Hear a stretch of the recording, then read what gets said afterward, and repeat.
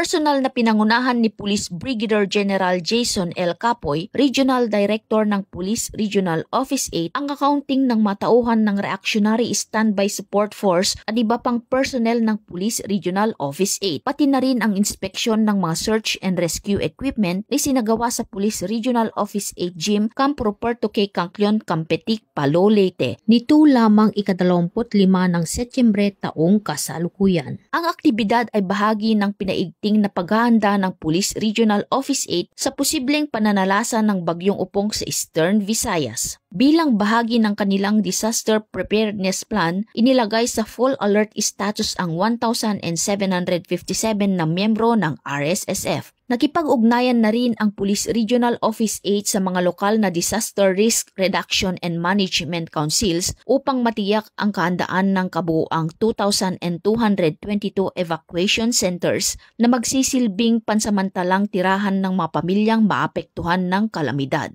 Bilang karagdagang hakbang, inactivate na rin ng Police Regional Office 8 ang kanilang mga food bank upang masigurong may sapat na supply ng pagkain para sa mga evacuees, sakaling magkaroon ng pagkaantala sa pagdating ng tulong mula sa iba pang ahensya.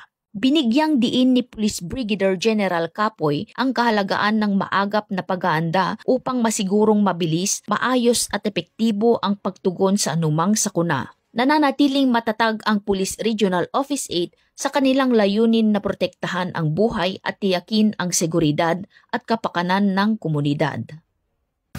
Mula dito sa Eastern Visayas, ako ang inyong PNN correspondent, Patrolwoman Palafox, alagad ng batas, tagataguyod ng Balitang Pulis.